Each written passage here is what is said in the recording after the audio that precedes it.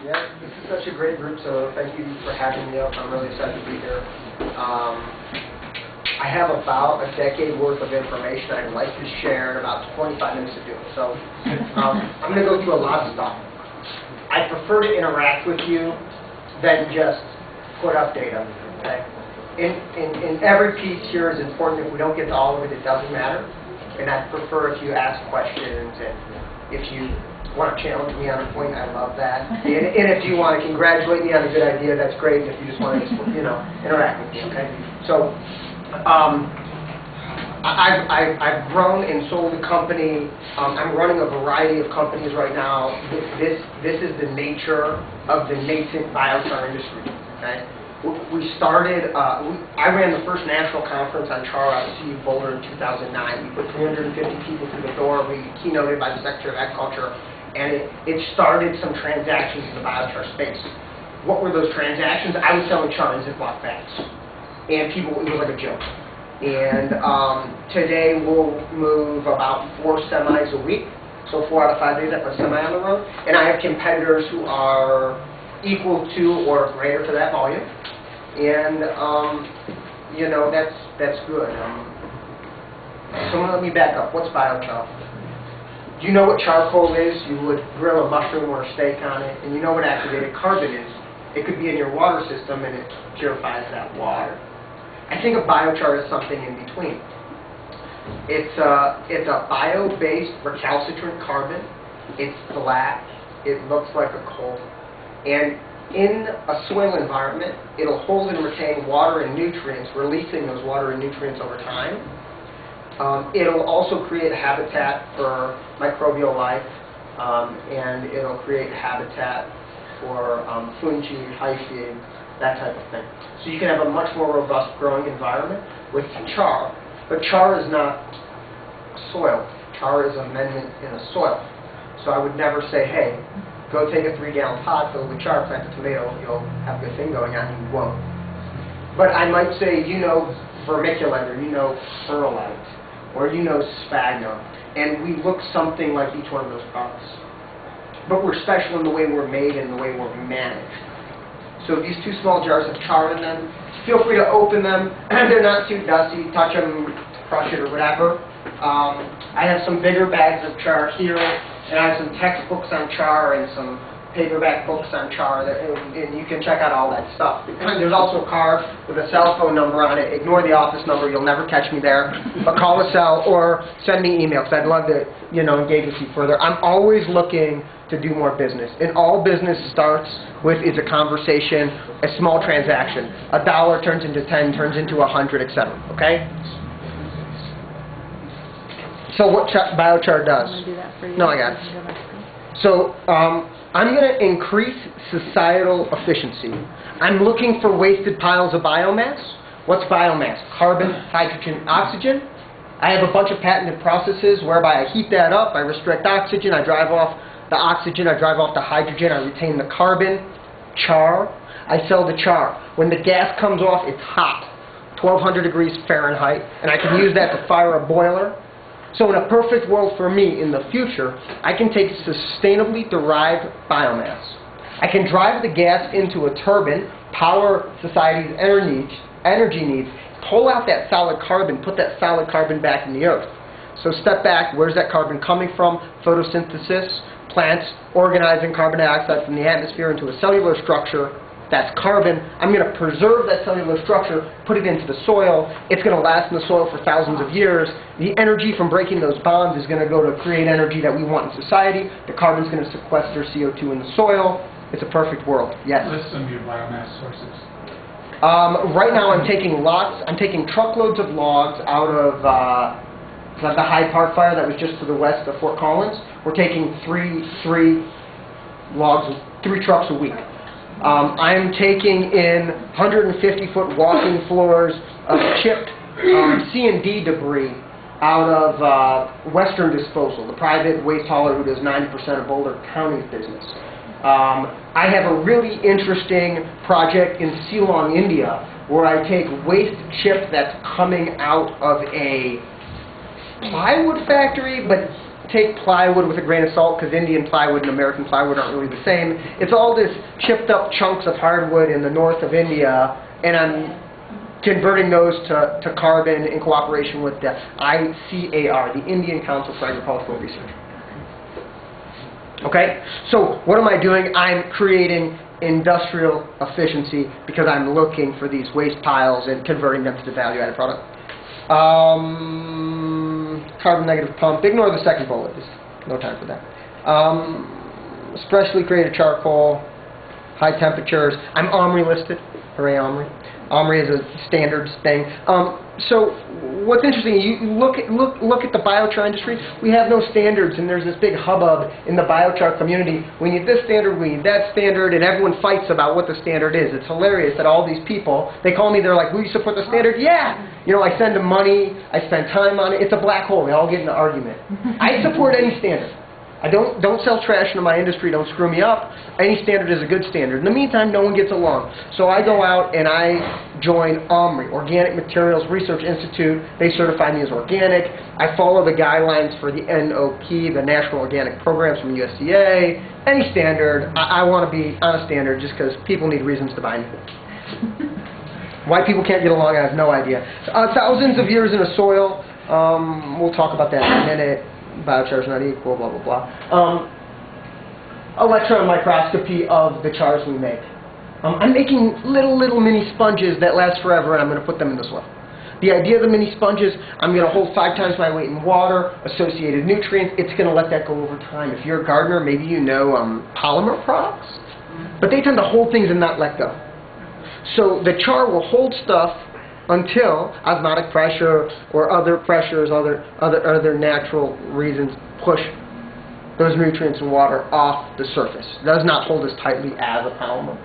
It lasts longer than a polymer. I like to liken that image to a condominium for microorganisms. Yeah, condominium, people also say it's a coral reef in the soil. Yeah. Hot dogs? Sure, hot dogs. I'm not sure. I'll agree with that. I'm agreeable. Too technical, not important. Okay, the most classic examples of char come from terra preta, dark earths. And some of my most favorite colleagues in the space have spent time working in the northern Amazon. And you find whole communities built up around these really dark, rich, carbon-rich soil profiles. Okay? The native soil down there is anthracite. It's red, it's acidic, it's highly leached. And these soils are deep and dark and rich. And it took me 7 years of like wondering about this before I believe I know what was going on and take it with a grain of salt because I've never actually done this research, but I've thought about it a lot. So we have an environment where it's very hot, it's very moist, and there's a lot of liquids and gases moving around. The gases go out the top, the liquids go out the bottom. It leaves nothing in the leached acidic soil profile. So if we can put all these mini sponges in there and it can hold stuff for longer periods of time, you can actually support more biomass growth, and the carbon becomes the principal in the bank account, and the interest is the carbon sorbing the nutrients, which would have been driven off by gases or leachate. I came up with that idea when I put 10% char into a manure management system, a CAFO. And running these businesses has changed my idea about how to do business in the U.S. and what I personally want to be involved with. If you had asked me before the businesses if I would ever go into a CAFO, I would say no way. But I started looking for places in society where nutrients was leaving as waste, and where could I do something positive? Look for the most nutrient wasteful place you can find. Find your way there by the stink, put carbon in it, knock down the stink, have more nutrients coming out, sort of ignore the idea that I really don't want to hang out in the CAFO, and you find transactions there and you make societal improvement. Yeah. You might want to clarify what a CAFO is. Confined animal feeding operation. Lots of animals, lots of poop. And we have lots of people who need food. If we can go in there and make that operation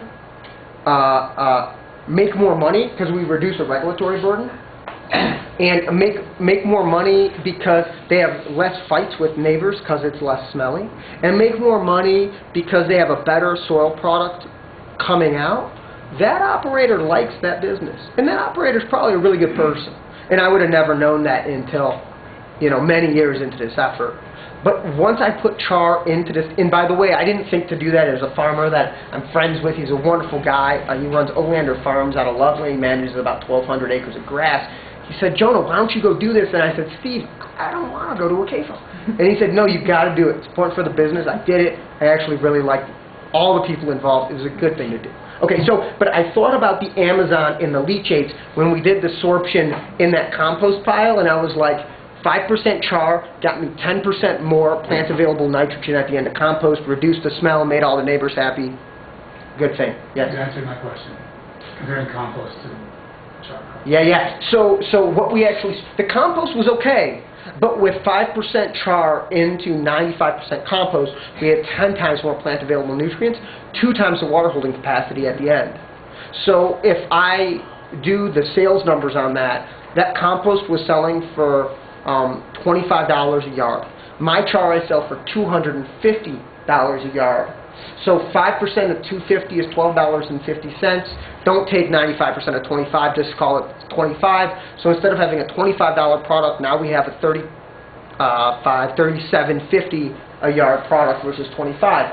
Is that $12.50 worth it to you to have 2 times the water holding capacity, 12 times the nutrients? Not always. A lot of times no, but sometimes yes. And we just have to sort out where it's yes and do that transaction. In the meantime, we just sequestered a whole bunch of carbon, made value out of waste biomass, and frankly, the CAFO guy doesn't care about sequestering. He doesn't care about sequestering the carbon, and he likes selling his compost for $37.50. Anyhow, a lot of things going on. But classic example, northern Amazon, Terra Preta. I have a book on Terra Preta up there. You might want to flip through it. But Terra Preta is, the stories about Terra Preta is what originally got me interested in this. And Terra Preta is a really neat historical thing. And 4,000 years ago, good stuff. We've seen great examples in Africa. We have great examples in Australia. Okay, here's Aspen, Colorado. This is the Hope Mine. It was a 1.2 acre site, up to 40-degree slopes. Old silver mine. There's some toxic leachate coming off of there, but not a lot. Yeah, not a lot. The problem is the slope was eroding and it was falling into Castle Creek, and that goes down to the Aspen water supply. And Aspen doesn't want a bunch of talus in their water. It doesn't work out well. So, to scrape this and rebuild it had a capex of like $1.5 million. We went in and re-vegged the slope for about $150,000. Still an expensive acre of land management, but much less expensive than $1.2 or $1.5 million. So before, after. And the reason why the char persists in that environment is because of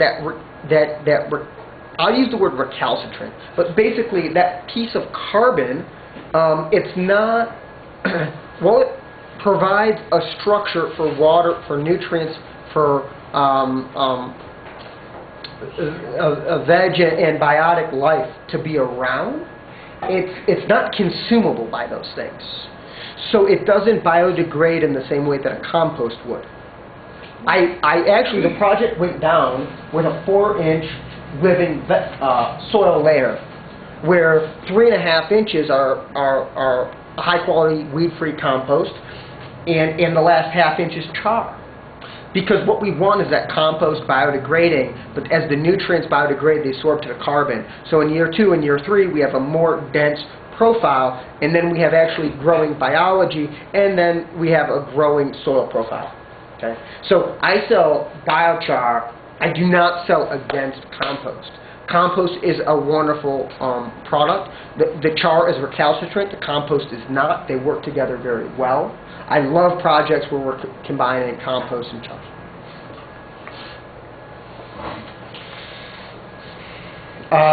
What is this? I should have had a picture for you. I'm involved in a lot of projects in the Chesapeake area on the East Coast because we have big problems from N and P leachate into waterways. That may mean a lot to some people. It may mean not a lot to other people. But basically, we have pollutants running off in the water. We create a situation where we channel those liquids through carbon filters, and we sorb those nutrients before they can pollute that waterway, then you have a nutrient-dense compost, or excuse me, a nutrient-dense carbon. What can you do with that? We're not that far through the development cycle. Right now we know we can sorb the nutrients, not pollute waterways. We're proving that efficacy. There's a lot of regulatory stuff with Chesapeake watershed folks. But anyhow, if you have any issues with leaching nutrients, maybe we can do some type of project. We have a lot of data on that. It works well. Have you guys done anything with metals or other organic? Yes, metals will be the next slide after this one. Okay, this is us taking our char and mixing it with a commercial fertilizer, okay? And then we put that in a column and we leach it.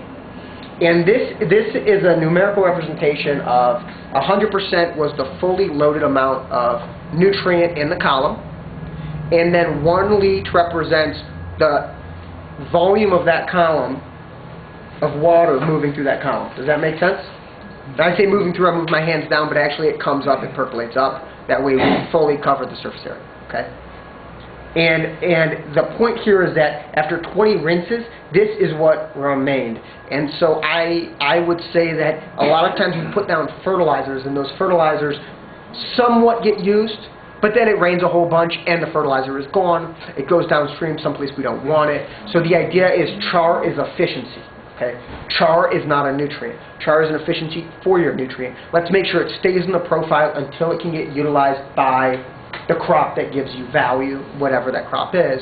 How do we get char into cropping economic systems? Because CPS, crop production services, they don't care about me and I'm too expensive for them.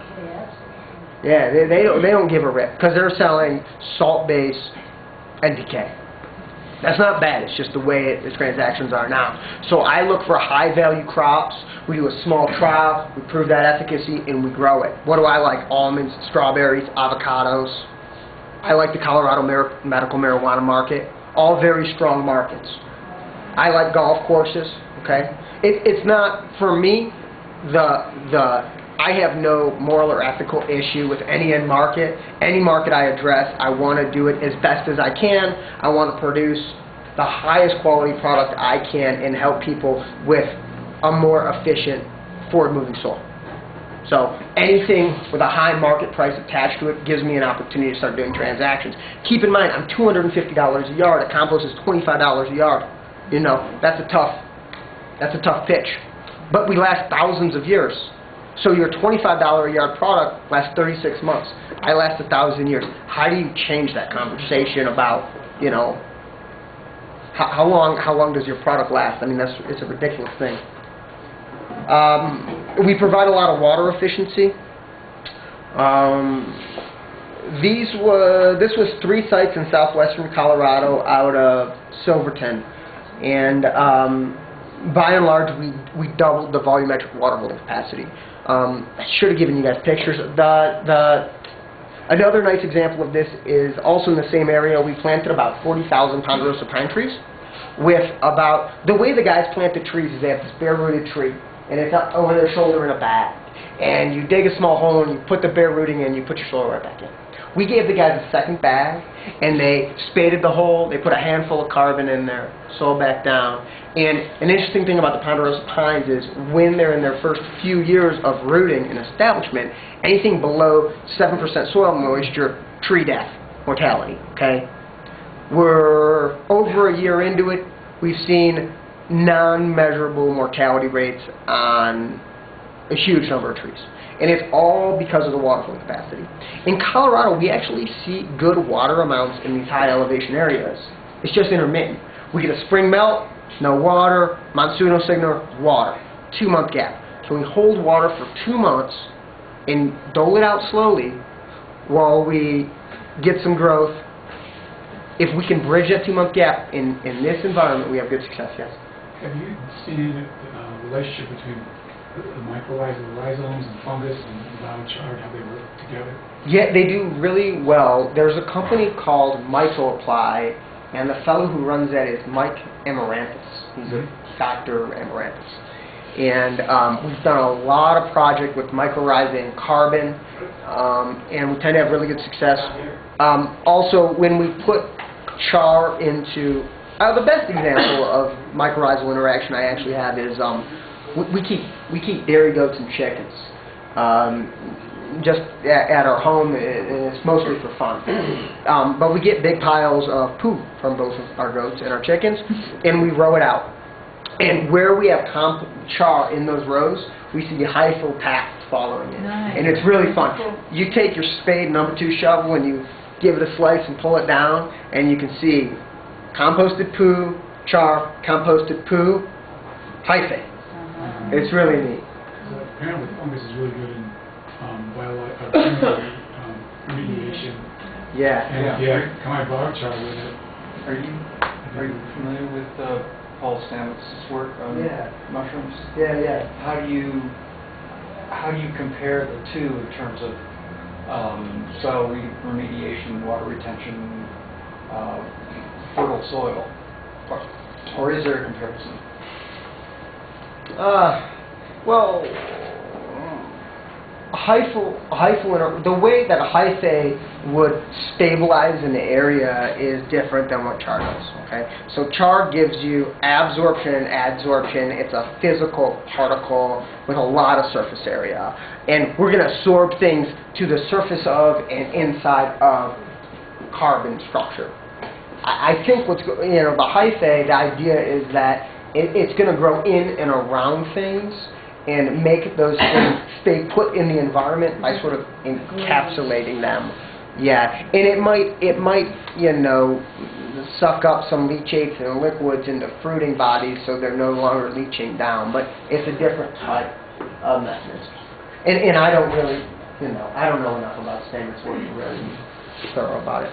Mushrooms are neat, but so we get a lot of our here's an example of how one way we get product out. So one of our best clients is Bartlett Tree Service. This is them taking char and July 2nd. You can hear me talking about it. Water injection of carbon and goose natural. Alright, that's all we get of that. So anyhow, that's, it took years to get there. I mean, char in a Ziploc bag to semis of sealed plastics going to industrial injectors, handling, logistics, insurance. I mean, I cannot begin to explain what it does to an individual to deal with the environmental health and safety attorneys at the Scotts Company. It's just a brilliant experience, and it's really interesting to be part of an industry that I think started in the 2000s. I mean, how many times do we get to be part of a thing that's just starting, in a thing that I really believe is a carbon negative pump, which is very different than our other attempts at carbon neutrality. I've worked on big wind machines. I've climbed them and done their oil changes. I've spent a lot of time on wind machines. I love wind machines. But a wind machine, all it can do for our 5 minutes, all we can do with a wind machine is take a kilowatt that would have been fossil and make it renewable. So moving forward, we can emit less. With char, we can take atmospheric carbon and put it back in the earth. If, as a society, we got in trouble by taking ancient carbon out of the soil and putting it in the atmosphere, it's a pretty honest approach towards our problem to take emitted carbon and put it back in the soil. And it's way easier to do that with photosynthesis and achievable recalcitrance than it is to do that through chemical mechanisms and smokestacks of power plants. And so it's that carbon story that keeps me motivated, but it has nothing to do with how I ever make a transaction. No one ever buys anything for that reason on any type of scale, and I hope that changes. And today is an interesting day for this talk because of executive order. And I'm really, as an individual, and until this morning, if you asked me what I thought was wrong with this administration, it was lack of effort on this topic. And so I was really pleased to see that today, and fun day. Biochar suppresses Phytophthora. It's a root-borne disease. It's very prevalent in ornamentals in people's yards. And so, so this is 5%. Oops, sorry, 5% char into a compost. Compost alone, control. It has no compost in there, and the suppression of Phytophthora is what's allowing these flowers to bloom. We did this at the Bartlett Tree Labs laboratory. So Phytophthora, less interesting than some other things, but greenhouse trials, we try really hard to make things grow well, and we typically have success. Every project needs someone to say, what is the soil now? What are our goals? Can we make those goals happen? Is it economic? And so I think there's a struggle in the biochar community that we just like to throw a lot of char at everything. That's not a good way to grow a business or an industry. We need to think about what it is we're doing in the soil. Metals. These are lab numbers on our absorption of metal through columns. And my only point here is that we absorb a lot of metals. So I'm getting involved in stormwater reclamation and remediation. I'm getting involved in wastewater remediation and reclamation. I'm getting involved in biosolids reclamation and remediation. Big city in Texas has too much biosolids. They've been composting the biosolids, putting them out in farmers' field. It's actually increasing growth, but boy does it stink. So we put some char in there, it knocks down the smell, actually works great for their needs. And we absorb metals and pharmaceuticals so they don't continue to move around in the environment. This is lab data. And so look at number 8, copper at the bottom. It's an easy one to track, 99%. And copper here, number 3, 97%. This is in-field data out of a southwestern Colorado mine drainage pipe. Pretty accurate. Okay, and our labs don't always indicate how we're going to perform in the field, but we always run labs because we want to perform in the field. This is a nice example of that. And typically, you know, we track what we do in the lab. We've talked about the carbon cycle. This is the illustration of it.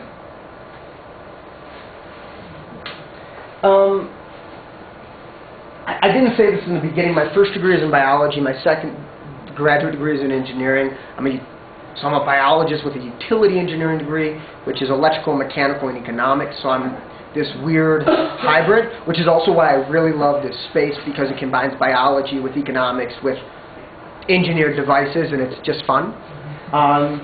These are the mathematics on what I think I sequester through a particular piece of equipment we created and is running. This equipment runs 5 days a week, and every hour the thing runs, I believe it sequesters 600 pounds of carbon dioxide. That happens 40 to 60 hours a week, 50 weeks a year, and it happens in Estonia, India, Colorado, Idaho, soon California. This is not the only way I make and procure chars. We do that in lots of other places. So carbon sequestration is actively happening. It's being facilitated by this market. It's a good thing to feel good about. It's something I feel good about. Can you go back to the last slide just for a moment, just so people can kind of focus on what's going on? Do you want me to talk through that picture? I think the visual is great. Yeah, I think what people may not realize is the multiple outputs of making biochar. And, you know, because the obvious output is the biochar itself. But through the pyrolysis process, you get the gas and the bio-oil that are very valuable in of themselves. Yeah, I focus on gases. I don't go to oils for a variety of engineering reasons. But the biochar is not moving in a circle. Once it's there for what we call infinite time. I think hundreds to thousands of years. But that's important. The black thing is not going anyplace. It's staying. Yeah. I think about that. Everything else is a circle. I agree. I think that's important. If you send me an email, I can send you the picture. You can check it out more. Yes? Is it able to trap nuclear waste? We are part of a reclamation process at a uranium mine, and I'm looking at data on different uranium forms in moving environments. Well, yeah. That's a much more involved question, but we can sorb lots of stuff. Oh, that's it. Some other projects. Rocks, grass, flowers, nice.